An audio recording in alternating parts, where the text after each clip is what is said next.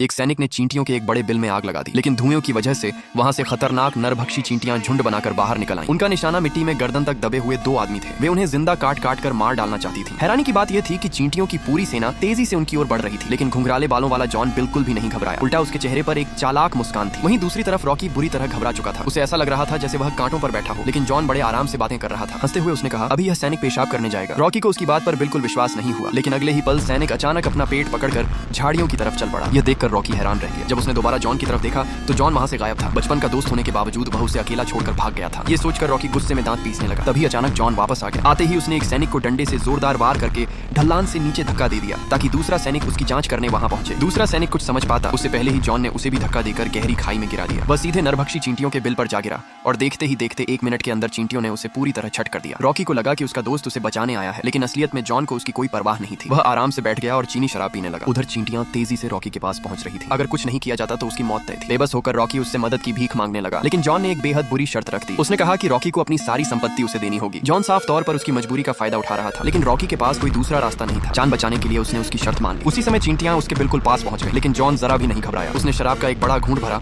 और उसे मशाल पर फेंक दिया। जैसे ही शराब आग पर गिरी, लपटें अचानक भड़क उठी। आग चारों तरफ फैल गई। पलक झपकते ही पूरा इलाका आग के समंदर में बदल गया और चींटियों की पूरी सेना जलने लगी। जॉन बार बार शराब फेंकता रहा, फिर फेंकता रहा ताकि आग और भी तेज हो जाए। कुछ ही देर में सारी चींटियां खत्म हो गई। रॉकी को लगा कि अब वे पूरी तरह सुरक्षित हैं।